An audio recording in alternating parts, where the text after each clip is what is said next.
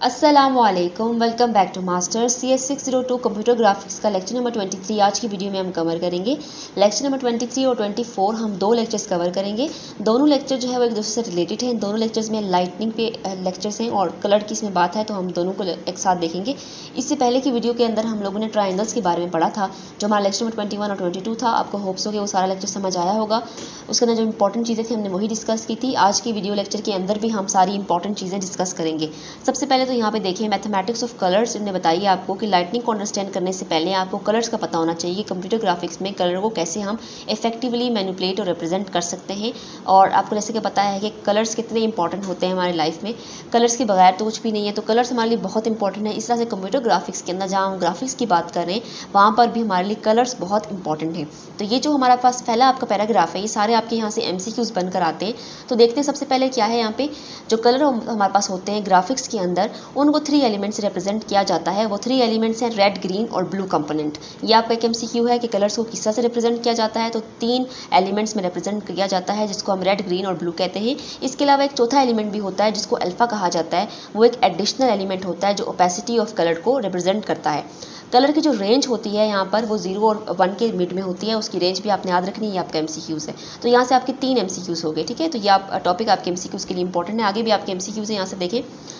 16 bits में 2 bytes होते हैं, 8 बिट का 1 बाइट होता है। ये आपको MCQ से पूछ सकते हैं, वैसे तो आपको पता होगा। उसके बाद हमारे पास यहाँ पे जो 5 बिट्स होते हैं वो हमारे पास रेड इन्फॉर्मेशन की होती है, यानी कि रेड कलर इन्फॉर्मेशन जो होती है। 6 बिट हमारे पास ग्रीन इन्फॉर्मेशन के लिए होते हैं और 5 बिट हमारे पास ब्लू इन्फॉर्मेशन के लिए होते हैं। और ये सारे मिलकर हमारे पास इमेज को क्रिएट करते हैं, जिसमें ये बाद में मल्टीप्लाई होकर बहुत सारे कलर्स बना लेते हैं। तो ये भी आपका एक MCQs है। यहाँ से 3-4 आपके MCQs बनते हैं। उसके बाद हमारी आइज़ जो है वो ग्रीन कलर से ज़्यादा सेंसिटिव होती हैं। तो ये भी एक इंपॉर्टेंट MCQs है कि हमारी आइज़ किस कलर से सेंसिटिव होती हैं। तो वो ग्रीन कलर है जिससे सेंसिटिव होती हैं, ठीक है। उसके बाद यहाँ पे आपको 24 बिट डिस्प्ले का बताया। उसके अंदर कितने बिट्स होंगे? उसके अंदर 24 बिट्स होंगे, ठीक है। 24 बिट डिस्प्ले है तो उसके अंदर 24 बिट्स होंगे, ये आपने याद रखना है। और 3 बाइट पर पिक्सल है कलर इन्फॉर्मेशन के लिए। और 1 बाइट हमारे पास उसको 256 डिस्टेंस उसकी वैल्यू होती है रेड, ग्रीन, ब्लू की, ठीक है। और ट्रू कलर हमारे पास, इसको हम ट्रू कलर भी कहते हैं क्योंकि 256 की पावर 3 करें तो वो 16.7 मिलियन कलर्स बन जाते हैं हमारी आइज़ को दिखाने के लिए, ठीक है। तो ये 3 कलर कोई छोटे कलर नहीं है। ब्लू, ग्रीन, रेड, हम जब तीनों को मिक्स करते हैं ना, जब 3 कलर्स, तो इसलिए इसकी पावर हमने यहाँ पे 3 दी है क्योंकि रेड, ग्रीन, ब्लू हमारे पास 3 कलर हैं। और 256 हमारे पास ट्रू कलर की वैल्यू है, यानी कि 1/256 डिस्टिंक्ट वैल्यू हमारे पास ईच कलर के लिए होती है। हर कलर के लिए 256 होंगी, तो इसलिए हम इसकी पावर 3 देंगे तो हमारे पास ये 16.7 मिलियन बन जाएगा। ये भी आपका MCQs है। तो ये जो आपका फर्स्ट टॉपिक है, इसके अंदर जो हाईलाइटेड पॉइंट्स हैं ये सारे आपके MCQs हैं, ठीक है। ये सारे पॉइंट्स आपने अच्छे तरीके से प्रिपेयर करने हैं। उसके बाद यहाँ पे आपको कुछ और MCQs भी बताए हैं कि 3D एक्सीलरेटर हमारे पास 8 एक्स्ट्रा बिट्स को यूज़ करता है, वो भी आपने याद रखना है। इसके अलावा इसके अंदर अल्फा चैनल भी होता है जिसके अंदर हमारे पास 4 बाइट्स होते हैं। 32 बिट्स पर पिक्सल ये स्टोर करता है और 8 बिट यूजुअली वेस्ट होते हैं। तो ये भी आपने याद रखना है कि 2D डिस्प्ले के अंदर अल्फा इन्फॉर्मेशन को यूज़ नहीं किया जाता और यहाँ पे 8 बिट जो है वो वेस्ट हो जाते हैं। तो ये भी आपका MCQs है। उसके बाद रिप्रेजेंटिंग कलर है। अब इसमें देखते हैं क्या है। यहाँ पे जो अल्फा कंपोनेंट होता है ये transparency information about a surface को रिप्रेजेंट करता है, यानी कि उसकी ओपेसिटी, ठीक है। इसके अंदर जो है वो कलर 2 तरह के होते हैं। यहाँ पे मैंने आपको बताया कि प्रैक्टिकली इसके अंदर हम 2 स्ट्रक्चर्स को अपनी ईज़ के लिए यूज़ करते हैं। 2 कलर ड्यूटीज़ हैं, वो कौन सी हैं? एक कलर 3 है और एक कलर 4 है। ये आपका इंपॉर्टेंट शॉर्ट क्वेश्चन भी है और MCQs भी हैं, यहाँ से आ सकते हैं। अब इनको देखते हैं क्या है। They both use floating point values को यूज़ करते हैं, ठीक है। अब जो कलर 3 है उसके अंदर रेड, ग्रीन और ब्लू कलर है, जबकि कलर 4 के अंदर एक एडिशनल कलर है अल्फ़ा, उसको यूज़ किया जाता है। तो ये आपके लिए इंपॉर्टेंट पॉइंट्स है कि 3 कलर कौन से हैं, अल्फ़ा कौन सा कलर है। अल्फ़ा ओपेसिटी ऑफ ऑब्जेक्ट के लिए हम यहाँ पे यूज़ कर रहे हैं, ठीक है। और यहाँ पे हमने इसकी रेंज बताई है 0.0 से लेके 1.0 तक, यानी कि 0 से 1 तक जो रेंज होती है, जो भी हमने पीछे डिस्कस की थी, वही यहाँ पर आ गई है, ठीक है। तो आपके हैंडआउट्स में रेपिटेशन काफ़ी ज़्यादा है, तो जो चीज़ें इंपॉर्टेंट हैं वो यहाँ पे मैंने हाईलाइट की है। उसके बाद यहाँ पे मैंने आपको एक कोड भी दिखाया हुआ है कि कलर 4 स्ट्रक्चर का एक कोड हमने आपको यहाँ पे दिखाया हुआ है। इस कोड को भी अगर आप देखें तो आप देख सकते हैं। अगर आपकी कमांड अच्छी है कोड पे तभी आप कोड को देखें, अदरवाइज आप कोड स्किप कर सकते हैं, क्योंकि आपको पता है कि आपके शॉर्ट क्वेश्चन में आपको 2 क्वेश्चन छोड़ने की चॉइस होगी और लॉन्ग में भी आपको 2 क्वेश्चन छोड़ने की चॉइस होगी। तो अगर आपको कोडिंग आ भी जाती है तो आप उसको स्किप कर सकते हैं। उसके बाद यहाँ पे हमें गैमेट के बारे में बताया हुआ है। गैमेट क्या है? गैमेट एक डिवाइस है जो हमारा क्या बताती है, हमें colour range, physically colour range बता देती है इस डिवाइस की, ठीक है। तो हमारे पास गेमेट एक फिजिकल डिवाइस है, आप इसको कह सकते हैं। अगर आप आ जाके गेमेट को डिफाइन करें तो गेमेट क्या है? गेमेट एक डिवाइस है जो हमें फिजिकल रेंज ऑफ कलर्स को रिप्रेजेंट करता है कि हर कलर की कितनी रेंज है। हाई क्वालिटी डिस्प्ले के पास बेटर गेमेट होता है और चीप क्वालिटी के पास चीप कलर गेमेट होता है।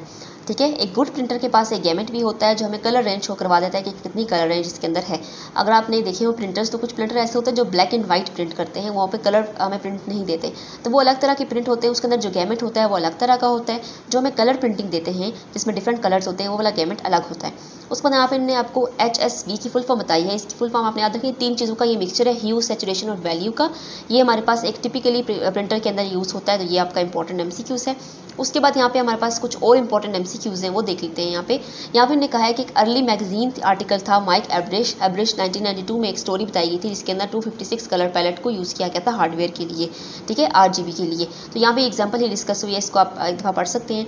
उसके बाद इन्होंने आपको बताया कि जो ह्यूमन आई होती है वो ज़्यादा सेंसिटिव होती है कलर ग्रेजुएशन से और एज डिटेक्शन से। तो ये आपसे पूछ सकते हैं कि ह्यूमन आई किस किन चीज़ों से सेंसिटिव है। हमने पीछे भी देखा था ग्रीन कलर से सेंसिटिव है, ठीक है। एक तो ये कि ह्यूमन आई जो है वो ग्रीन कलर से सेंसिटिव है, उसके बाद कलर ग्रेजुएशन से सेंसिटिव है और एज डिटेक्शन से सेंसिटिव है। तो ये आपका इंपॉर्टेंट जो है वो MCQs है। उसके बाद हमें 16 मिलियन कलर हमने डिस्कवर किए। ये कैसे डिस्कवर किए भी हमने पीछे भी देखा था। तो इसकी न्यूमेरिकल रिप्रेजेंटेशन भी आपको आ सकती है कि 256 हमारे पास ईच कलर के लिए वैल्यू है। फिर रेड ग्रीन ब्लू हमारे पास 3 है, तो हमें 256 की पावर 3 दे देंगे तो हमारे पास 16 मिलियन बन जाएगा, ठीक है। उसके बाद हम आगे चलते हैं। आगे हमें इन्होंने बताया कि यहाँ पे उन्होंने एक डायग्राम आपको दिखाई है, जो डायग्राम का नाम हमारे पास C है। ये जो डायग्राम्स होती है एक ट्रेडिशनल वे है कलर को डिस्प्ले करने का। यहाँ पर इन्होंने आपको बताया हुआ जो कलर एरिया है हमारे पास गैमेट है ह्यूमन आई के लिए, आप देख सकते हैं। ये थोड़ी सी इमेजेस भी क्लियर नहीं और काफ़ी ब्लैक एंड वाइट है, तो इस वजह से आपको काफ़ी क्लियर नहीं हो रही होंगी। तो बस आपने यहाँ से क्या रखना है, याद रखना है कि S हमारे पास CIE कौन सी डायग्राम होती है, ट्रेडिशनल वे होती है जिससे हम कलर प्रिसीव स्पेस को रिप्रेजेंट कर सकते हैं, ठीक है। ये जो है लीनियर कलर डिस्प्ले से बहुत चेंज होती है और इसके अंदर जो कलर एरिया होता है वो गैमेट से रिप्रेजेंट किया जाता है। आपको बस ये 3-4 चीज़ें इसके बारे में पता होना चाहिए। उसके बाद यहाँ पे मल्टी कलर वैल्यूज हमने बताई हैं। कैलकुलेशन ऑफ कलर्स डिपेंड करती है पिक्सल पे। ये आपका इंपॉर्टेंट MCQs है कि कलर की कैलकुलेशन किस चीज़ पे डिपेंड करती है, तो वो पिक्सल्स पे डिपेंड करती है। फिर से यहाँ पे कुछ चीज़ें रिपीट हुई हैं। यहाँ पे देखें RGB और RGBA, R red green blue और A हमारे पास अल्फा है। ये जो वेक्टर होते हैं हमारे पास इंडिविजुअल कलर एलिमेंट्स होते हैं और इनकी जो रेंज होती है वो 0 और 1 की मिड में होती है, ये भी हमने देख लिया था। इसके अलावा इसके अंदर वेक्टर मल्टीप्लिकेशन भी की जाती है क्योंकि हमें कलर को डिफरेंट वैल्यू से मल्टीप्लाई करना होता है, ठीक है। तो कलर की जो कैलकुलेशन होती है उसको हम फर्दर आगे के लेक्चर्स में देखेंगे तो आपको मोर वो क्लियर हो जाएगा।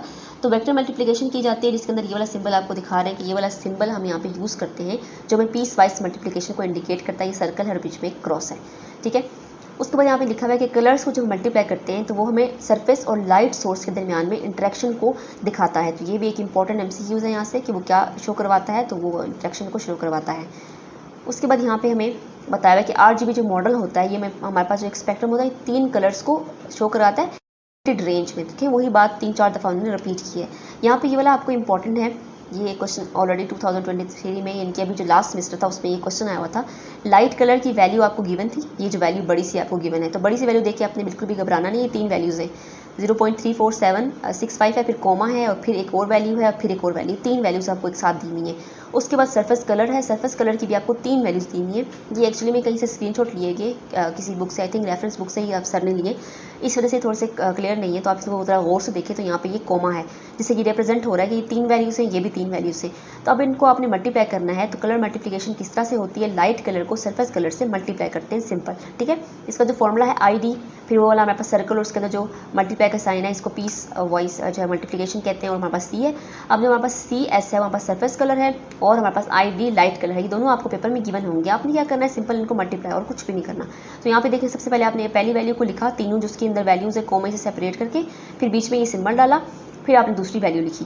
दूसरी वैल्यू लिखने के बाद अब यहाँ पर उन्होंने इसको फर्दर सॉल्व किया। तो फर्दर सॉल्व करते बाद इन्होंने जो ये पहली वाली वैल्यू थी इस वाली वैल्यू के साथ दूसरी वैल्यू को मल्टीप्लाई किया। अगर आप यहाँ से थोड़ा सा और से देखें तो ये देखें ये वाली एक वैल्यू है यहाँ पे यहाँ तक, और इस तरह से हमारी यहाँ पर भी एक वैल्यू है यहाँ तक।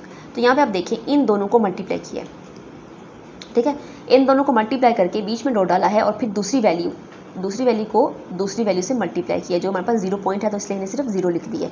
फिर तीसरी वैल्यू आ गई, तीसरी ये वाली वैल्यू को तीसरी वैल्यू से मल्टीप्लाई करेंगे। जब इन सबको हम मल्टीप्लाई करेंगे तो इस वाली को इससे मल्टीप्लाई करके जो आएगा उसको यहाँ लिख देंगे, इस वाली को इससे जो मल्टीप्लाई करेंगे उसको यहाँ लिख देंगे और इस वाली को यहाँ से लिख देंगे। अब यहाँ बीच में ना कोमा ही रहेगा, ठीक है, यहाँ बीच में कोमा ही रहेगा। ये पिक्चर थोड़ी सी ब्लर है तो नज़र नहीं आ रहा। तो यहाँ पे जब आंसर होगा तो वो भी यहाँ पे कोमा होगा और 3 हमें इस तरह से आंसर्स मिलेंगे क्योंकि हमारे पास 3 कलर्स हैं, दैट्स वाई हम ऐसे कर रहे हैं, ठीक है। तो ये आपका इंपॉर्टेंट क्वेश्चन है, सिंपल मल्टीप्लिकेशन है, कुछ भी नहीं है और ये बहुत ही ईजी क्वेश्चन था, शॉर्ट में आपको पूछा जा सकता है। उसके बाद हमें क्या होता है कि ये जो हमें कैलकुलेशन थी, जो हमने ये जो कैलकुलेट किया, ये हमें डार्क प्लम कलर जो है वो दिखाएगा। ये फिगर में आपको दिख रहा होगा कि वैसे फिगर तो इतनी ब्लर है कि अंदर भी नहीं आ रहा, ब्लैक एंड वाइट है एक्चुअली, कलरफुल नहीं है। कलरफुल होती तो आपको डार्क प्लम कलर जो है वो यहाँ पे शो होता। ठीक है, उसके बाद हमारे पास जो गिवन मल्टीप्लिकेशन कलर मल्टीप्लिकेशन है वो हमें कभी भी जो है हमें ब्राइटर कलर का रिजल्ट नहीं देती, हमेशा डार्क कलर हमें रिजल्ट में मिलते हैं। ठीक है, तो ये आपसे रिजल्ट नहीं पूछते कि क्या रिजल्ट आता है, सिर्फ मल्टीप्लिकेशन पूछते हैं कि कैसी होती है। उसके बाद यहाँ पे कुछ लाइब्रेरी रूटीन्स भी यूज़ की जाती हैं, जिसको ओपन जीएल है यहाँ पर, सो डायरेक्ट एक्स है। ओपन जीएल को आगे डिटेल में हम फाइनल के लेक्चर्स में देखेंगे, अभी आगे ये आपकी आएगी डिटेल में, इसको हम आगे पढ़ेंगे कि इसके अंदर किस तरह से कलर को शो करवाते हैं और क्या सब कुछ होता है।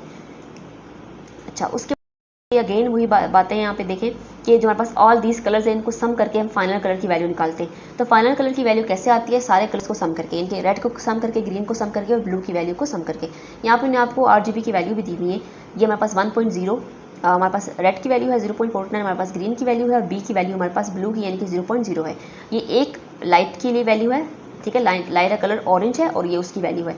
उसके बाद सेकंड कलर की हमारे पास वैल्यू दी हुई है, जिसमें एक नाइस लाइट ग्रीन कलर है, उसकी RGB वैल्यू ये आपको नजर आ रही है यहाँ पे। ये हमारे पास रेड की वैल्यू 0.0 है, ये 1.0 है, 0.49 है। जब इन दोनों को हम सम करेंगे तो इन सम की वैल्यू आ जाएगी। ठीक है, और इसको हम डिस्प्ले नहीं कर सकते क्योंकि देखिए 1.0 आ गया। यहाँ पे अगर आप देखें तो हमारे पास ये वैल्यू छोटी थी, तो ये वाली वैल्यू हमारे पास अब थोड़ी बड़ी आ गई है, तो इस वजह से हम इसको कैलकुलेट नहीं कर सकते, तो इसको हम डिस्प्ले नहीं कर सकते, ये आपने याद रखना है। उसके बाद यहाँ पे आपको क्लैंपिंग के बारे में बताया है कि क्लैंपिंग ऑफ कलर हमें आल्सो इंप्लीमेंट की जाती है हार्डवेयर के अंदर। ठीक है, इसके अंदर हमारे पाए यहाँ पे कुछ 3 कॉमन अप्रोचेज बताई हुई हैं। यहाँ पे आप देखें 3 कॉमन अप्रोचेज हमें बताई हुई हैं कि अगर हमारे पास जो कलर है वो रेंज से एक्सीड कर जाए, हार्डवेयर को जिस डिस्प्ले करना है उस रेंज से एक्सीड कर जाता है अगर हमारे पास, ठीक है, जैसे कि यहाँ पे एक्सीड कर गया था, अगर तो वो एक्सीड कर जाता है आपके पास, तो उसका सोल्यूशन क्या है। इसके 3 सोल्यूशन है। पहला सोल्यूशन ये है कि clapping the colour values is implemented in hardware, उसको क्लैपिंग की जा सकती है, पहली इसकी टेक्निक। दूसरी टेक्निक हमारे पास है जो मोस्ट कॉमन अप्रोच है कि हमने कलर को हम स्केल कर सकते हैं, बाय लार्जेस्ट कंपोनेंट उसको स्केल किया जा सकता है। थर्ड हमारे पास ये है कि is to try to maintain the intensity of colour, हम कलर की इंटेंसिटी को मेंटेन कर सकते हैं। ठीक है, इंटेंसिटी उसकी ब्राइट और लो होती है, ठीक है, कितनी उसको शार्प ब्राइटनेस देनी है और कितनी हमने लो ब्राइटनेस देनी है। इसे कैसे किया जा सकता है, इसको bye shifting the colour towards pure bright white, इसको शिफ्ट किया जा सकता है। कलर, उस कलर को जो आपका रिजल्ट आया है उसको अगर हम प्योर ब्राइट वाइट की तरफ शिफ्ट कर दें और हम कलर को रिड्यूस कर दें तो हमें 2 ब्राइट कलर मिल जाएगा। तो ये हमारे पास 3 हमारे पास ये वेस है इसको सॉर्ट आउट करने के, जो हमें ब्राइट कलर मिल जाएगा। ये आपके लिए इंपॉर्टेंट था। उसके बाद हमारा लेक्चर नंबर 24 लाइटिंग पार्ट 2, उसी लेक्चर का कंटिन्यूस पार्ट है, दोनों लेक्चर रिलेटेड है इसलिए हम दोनों को इकट्ठे कर रहे हैं। यहाँ पे क्लैपिंग कलर वैल्यूज को हम डिस्क्राइब किए हमने पहले, जो भी हमने देखी थी टेक्निक नंबर 1, टेक्निक नंबर 1, 2, 3 तीनों को यहाँ पे एक्सप्लेन किया हुआ है। तो पहले टेक्निक को देखते हैं। इसके अंदर क्या होता है कि any value greater than 1 is claim to 1, अगर एनी वैल्यू हमारे पास ग्रेटर देन 1 होगी तो उसको हम क्लेम टू 1 पे करेंगे, और अगर एनी वैल्यू जो लेस देन 0 है तो उसको हम 0 पे क्लेम करेंगे। बस आपने इतनी सी बात यहाँ पे याद रखनी है। ठीक है, यहाँ पे अगर आपके यहाँ पे देखें कि यहाँ पे हमारे पास शाइनिंग ऑरेंज कलर और ग्रीन कलर था, जब इसको व्हाइट सरफेस पे रिप्रेजेंट करेंगे तो हमारे पास रिजल्ट में क्या आएगा, रिजल्ट में हमारे पास एक स्ट्रॉन्ग ग्रीन रिजल्ट आएगा। उसके बाद क्लैपिंग हमारे पास एक फास्ट टेक्निक है, लेकिन ये फेडिलिटी को लॉस कर देते हैं, यानी कि इसके अंदर से हमारे पास जो कलर्स होते हैं ना वो उस तरह नहीं रहते जिस तरह इनको रहना चाहिए। तो ये 3-4 पॉइंट्स से इसके बारे में आपको पता होने चाहिए, 3-4 पॉइंट्स से आपको याद रखने, इतना बड़ा आपको कुछ भी इसमें याद रखने वाली चीज़ नहीं है। सेकेंड हमारे पास स्केलिंग कलर इंटेंसिटी से क्या करेंगे हम, scale the colour by dividing the largest colour values उसको हम डिवाइड कर देंगे, तो हमारा जो कलर है वो स्केल हो जाएगा। और हमारे पास जो स्केलिंग है RGB वैल्यूज़ को 0 और 1 की रेंज के अंदर रहना चाहिए। उसके बाद इन्होंने आपको एक एग्जांपल एक्सप्लेन किया, तो ये एग्जांपल ऐसा आपको पेपर में वो एक्सप्लेन करने के लिए नहीं देंगे, आपको कह सकते हैं कि इन तीनों टेक्निक्स को डिफाइन करें, या फिर बताएं कि अगर आपकी जो है कलर की वैल्यू रेंज एक्सीड कर जाए, रेंज वो ना आए जो आपको चाहिए, तो क्या करेंगे आप, कौन सी टेक्निक को यूज़ करेंगे। हम 3 टेक्निक को यूज़ करेंगे, उन तीनों के नाम और वो कैसे, उनके बारे में 2-3 पॉइंट्स पता होने चाहिए आपको जस्ट। ठीक है, तीसरी टेक्निक मेरे पास है shifting the colour values to maintain the saturation. हमने एक और प्रॉब्लम देखी थी क्रैपिंग के अंदर कि हम क्या कर सकते हैं, अगर हमें डार्कर कलर मिल चुका है तो सैचुरेशन उसकी लॉस हो चुकी है, यानी कि अगर आपने कभी पिक्चर आपने एडिट की होंगी अपनी, तो उसमें सैचुरेशन को हम थोड़ा हाई करते हैं तो हमें एक ब्राइट और शार्प इमेज दिखाती है। ठीक है, जब डार्क इमेज आ जाती है तो उसकी सैचुरेशन बहुत कम हो जाती है। तो उसे हम जो यहाँ पे देखिए स्केलिंग का अल्टरनेटिव हमारे पास है कि हम सैचुरेशन को मेंटेन कर सकते हैं bye shifting the colour values को हम शिफ्ट करके उसको मेंटेन कर सकते हैं। इस टेक्निक को हम क्लिपिंग भी कहते हैं। ठीक है, इसका जो आइडिया था वो ग्रे स्केल वेक्टर को क्रिएट करना था, और ग्रे स्केल वेक्टर की रेंज भी 0 से 1 की मिड में ही होती है। ये आपको 3-4 बातें यहाँ से याद रखनी है। नेक्स्ट कलर स्पेस टूल एक हैंडी टूल है जिसके अंदर हम दो कलर्स को ऐड करते हैं और फिर उनका इफेक्ट जो है वो हम ओवर सैचुरेटेड कलर्स के जरिए से दिखाते हैं। और यहाँ पे RGB कलर वैल्यूज ही ईच कलर के लिए यूज़ की जाती हैं। डायग्राम क्लियर नहीं है तो बस 2-3 पॉइंट्स हैं वो आपको याद होने चाहिए। उसके बाद नेगेटिव कलर्स के बारे में मैंने बताया हुआ है, डार्क लाइट्स के बारे में। यहाँ पे इंपॉर्टेंट MCQs हैं। अगर आपकी कलर वैल्यू की रेंज है वो ग्रेटर देन की रेंज हो जाए तो हमारे पास रिजल्ट में डार्क लाइट्स हमें मिलती है। अब डार्क लाइट क्या है? Dark light are nothing than ऐसी लाइट जिसके अंदर हमारे पास नेगेटिव वैल्यूज होती है। तो यहाँ पे इनको डिफाइन भी मैंने किया है, मैंने ग्रीन से हाईलाइट किया, आपका MCQs पास पेपर में आ चुका है। Dark lights are nothing more than a light in which one or more of the colour values are negative. तो ये नेगेटिव वाली जगह खाली थी और आपने बताना था कि डार्क लाइट में नेगेटिव आता है। तो आपने देख लेना कि डार्क लाइट जब भी आएगी तो नेगेटिव इसकी वैल्यूज नेगेटिव होंगी। उसके बाद यहाँ पे प्रोग्रामेबल शेडर्स के बारे में है। ये एक ऐसी टेक्नोलॉजी है जिसको ग्राफिक हार्डवेयर में आजकल यूज़ किया जाता है लाइटनिंग और शेडिंग के लिए। उसके बाद हमारे पास है डार्क लाइट। अब डार्क लाइट हमारे पास डार्क कलर है तो उसमें ब्राइट एरियाज को एलिमिनेट करने के लिए इसको यूज़ किया जाता है, यानी कि उसको ख़त्म करने के लिए। और डार्क लाइट को हम जो है वो सीन में इस तरह भी यूज़ कर सकते हैं, इसमें हम स्पेसिफिक RGB कलर्स को फिल्टर आउट भी कर सकते हैं। तो ये डार्क कलर्स के बारे में 2-3 चीज़ें हैं जो आपको पता होनी चाहिए। उसके बाद अल्फा ब्लेंडिंग है। अल्फा ब्लेंडिंग अभी हमने देख ली थी। अल्फा हमारे पास वही फोर्थ कंपोनेंट है। यहाँ पर हमने इसकी वैल्यू भी बताई है कि 255 हो सकती है, जिसको 0 मल्टीप्लाइड बाय FF आपको बताया हुआ है इसकी वैल्यू, और इसको 255 भी कह सकते हैं, यानी कि इसके जो कलर्स है वो कम्प्लीटली ओपैक है। और अल्फा वैल्यू हमारे पास 0 मल्टीप्लाइड बाय 00 यानी कि 0 है। इसका मतलब है कि कलर कम्प्लीटली ट्रांसपेरेंट है। अगर तो 0 मल्टीप्लाइड बाय FF है तो इसका मतलब है कि वो कम्प्लीटली कलर जो है वो ओपैक है। और अल्फा वैल्यू अगर 0 है यानी कि 0 मल्टीप्लाइड बाय 000 है तो इसका मतलब है कि कलर जो है वो कम्प्लीटली ट्रांसपेरेंट है। यहाँ पे आपके 2 इंपॉर्टेंट MCQs हैं, ठीक है। उसके बाद अल्फा कंपोनेंट हमारे पास मीनिंगलेस होते हैं जब तक हमने उनको अल्फा ब्लेंडिंग को एक्टिवेट नहीं करते। तो हम इसके अंदर क्या करते हैं कि हम 2 पिक्सेल्स को टुगेदर ऐड कर लेते हैं, उसके बाद हम दोनों को मल्टीप्लाई करते हैं, लिनियरली उन दोनों को कंबाइन करते हैं अल्फा कंपोनेंट के जरिए से। इसको हम अल्फा ब्लेंडिंग कहते हैं। यहाँ पे अल्फा ब्लेंडिंग की इक्वेशन भी आपको दी हुई है। फाइनल कलर आपको रिजल्ट में मिलता है जब हम सोर्स को मल्टीप्लाई करते हैं सोर्स ब्लेंड फैक्टर से और फिर प्लस कर देते हैं destination multiply by destination blend factor, यानी कि डेस्टिनेशन को डेस्टिनेशन ब्लेंड फैक्टर से मल्टीप्लाई करेंगे, सोर्स को हम सोर्स ब्लेंड फैक्टर से मल्टीप्लाई करेंगे और फिर दोनों को ऐड कर देंगे तो हमारे पास फाइनल कलर की वैल्यू आ जाएगी, ठीक है। यहाँ पर मैंने आपको एग्जांपल से समझाया, इसको हम डायरेक्ट इक्वेशन को देखते थे, इसी की एक्सप्लेनेशन यहाँ पे दी हुई है, इसको भी आप रीड कर सकते हैं। फाइनल कलर में देखिए सोर्स को इन्हें किया, यहाँ पे अब जो हमारे पास डेस्टिनेशन थी सोर्स की उस 1.0 कह दी है और डेस्टिनेशन की जो हमारे पास था उसको 0.0 कह दी है। तो यहाँ पे अब देखिए सोर्स ब्लेंडर फैक्टर की वैल्यू 1.0 दे दी है और डेस्टिनेशन ब्लेंडर फैक्टर की वैल्यू यहाँ पे 0.0 दे दी है। जब इसको हमने सॉल्व किया हमारे पास जो डेस्टिनेशन ब्लेंड फैक्टर था वो 0 था, सोर्स फैक्टर हमारे पास 1 था, तो ये हमारे पास final colour equal to source बन जाएगा, क्योंकि डेस्टिनेशन को 0 से मल्टीप्लाई करेंगे तो वो तो खत्म हो जाएगा और सोर्स अकेला बच जाएगा, तो फाइनल कलर हमारे पास सोर्स के इक्वल आ जाएगा। एक और एग्जाम्पल ने यहाँ पे दिया आपको, फाइनल कलर को साथ यहाँ पे सोर्स को मल्टीप्लाई कर दिया 0 से, अब सोर्स के साथ 0 से मल्टीप्लाई होगा तो सोर्स खत्म हो जाएगा और डेस्टिनेशन और मल्टीप्लाई बाय सोर्स की चीज़ बाकी बच जाएगी, तो फाइनल कलर इसके इक्वल आ जाएगा। ये इक्वेशन आपने एक दफ़ा देख लेनी है। उसके बाद आपको कोड दिया हुआ है इसी चीज़ का, इस कोड को आप सिंपली स्किप कर सकते हैं, आप करना चाहें तो इस कोड को कर भी सकते हैं। उसके बाद इसका कोड का आपको रिजल्ट भी यहाँ पे गिवन है, आप देख सकते हैं। आपको 3 इमेजेस दिखाएंगे, फर्स्ट इमेज, सेकंड इमेज और उसके बाद आपको जो ब्लेंडेड इमेज है जिसको हमने इनमें दोनों ब्लेंड कर दी है, 2 इमेजेस आपको दिखा रहे हैं। यहाँ पे एक ट्रीज़ वाली है तो एक हमारे पास एक क्लाउड्स और ट्रीज है, फिर इनको मर्ज करके जो है वो ब्लेंड कर दिया गया है। तो दोनों जो पिक्चर्स थी अगर आप गौर से देखें तो फर्स्ट इमेज और सेकंड इमेज को एक दूसरे के ऊपर फिट कर दिया है और ये उससे ब्लेंडेड करके कुछ इस तरह की एक इमेज बन, जिसको हम ब्लेंडेड इमेज कह रहे हैं। इसी का कोड ऊपर आपको गिवन है। तो ये वाला कोड वैसे पेपर में तो आता नहीं है, लेकिन एक नज़र आप इसको देख सकते हैं। अगर आपकी कोडिंग स्किल्स अच्छी हैं तो आप इसको इजीली कर सकते हैं, अदरवाइज आप इसको स्किप कर सकते हैं क्योंकि आपके पास चॉइस होती है फाइनल टर्म में। तो यहाँ पर हमारा लेक्चर नंबर 23 और 24 कंप्लीट हो गया, जिसके अंदर हमने लाइटनिंग पे बात की, जिसमें हमने कलर्स देखे। नेक्स्ट लेक्चर हमारे पास 25 और 26 हम 2 लेक्चर्स अगली वीडियो के अंदर कवर करेंगे, जिसके अंदर हम मैथमेटिक्स ऑफ लाइटनिंग और शेडिंग को देखेंगे। अब हम मैथमेटिकल कैलकुलेशन देखेंगे इस टॉपिक के रिलेटेड, तो वो टॉपिक भी दोनों काफ़ी रिलेटेड है इस टॉपिक से।